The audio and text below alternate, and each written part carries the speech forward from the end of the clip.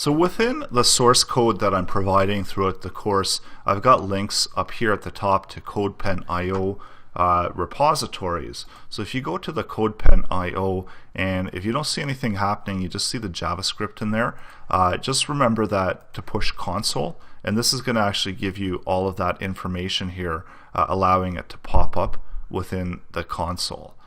So when you're working with all of these values, it's all contained within the console, and that's what we're outputting as well when we're looking at the course.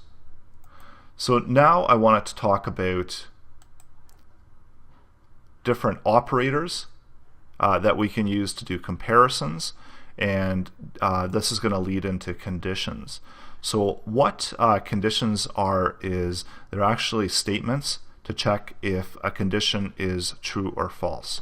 So they're written out in, I'm going to remove out quite a lot of this stuff here because we don't really need a lot of this information. So over here I'm going to do a really simple condition. So if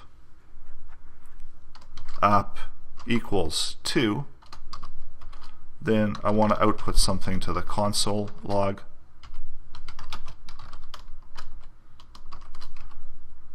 And close that up.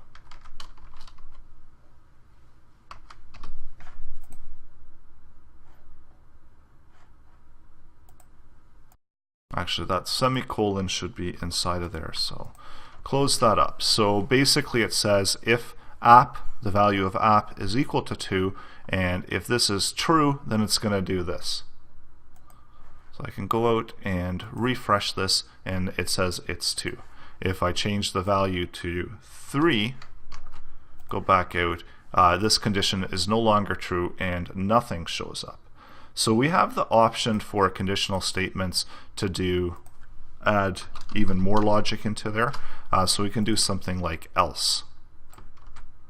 So if it's not true, then not 2, because 2 is the value that we're actually checking for. Go back out and we see that it's not 2. Now there's a few things to keep in mind when you are doing these conditional statements, and it comes to when we talk about operators, comparison operators. So the two equal signs is simply equal to. We have the one equal sign here that sets the value, 2 does a check to see if it's equal to, but it's actually not checking to see if the type is that same type. So if I have something like app equals to, and if you remember from what we learned earlier, that when we have quotes around it, it doesn't stay as an integer, it turns into a string. But over here I'm checking to see if app is equal to 2 of a value of 2. So does this mean that we're able to read the numeric value that's contained within that string?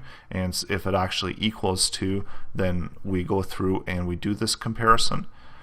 So it should equal 2, and what do you think is going to happen? Do you think it's going to be able to check even though the types are different? And if you said yes, it's true that even though the types are different, when we have the two equal signs, it's actually going to return back true, and it did. So this is where best format is usually to use 3 equal signs, and this is an absolute equivalent. So that means that this also includes the type. So this type is a string, this one is an integer. So now when I refresh it, it's no longer going to be true. So keeping that in mind, there's a bunch of other ones as well. So we can do something like not equal to, and this is going to take a look at the type as well. So I'm going to switch this back to something like 5, and now we can do a greater than. We also have less than. We have greater than or equal to, and we've got a whole bunch of these conditions that we can set, all these different operators. So it is greater than or equal to, so we can add that in. Now additional to that, we can run several additional checks in there as well. So we can add in these logical operators to make sure that if app is greater than or equal to 2, then it's true, but we also want to make a check to see if f is equal to 14. and I'm going to change this to true, and I'm going to change this to false. So that makes more sense when we see the output there. So now both of these conditions need to be true in order for true to be shown. So they are both true, and if I was to change this to 18 or something like that, it's no longer going to show up true, it's going to show up false. So what we can do here is we've got some other choices. So we've got an and, we've got an or. So if either one of these is true,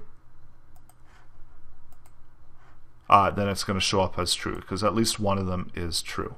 So there's a bunch of different options here with the logical operators and the different comparisons that we can do.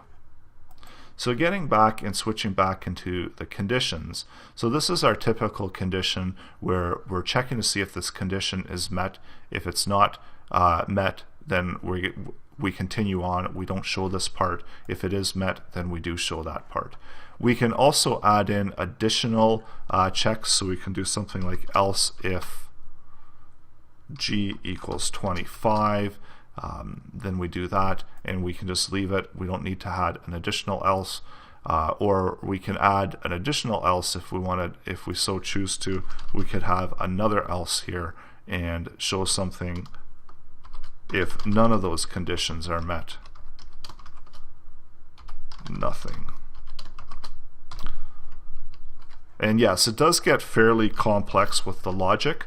So that's why it's always good to practice this out and really think it through how you want to present the logic of the application that you're presenting or the content that you're looking at in order to make the proper checks and make sure that the results come out the way as planned.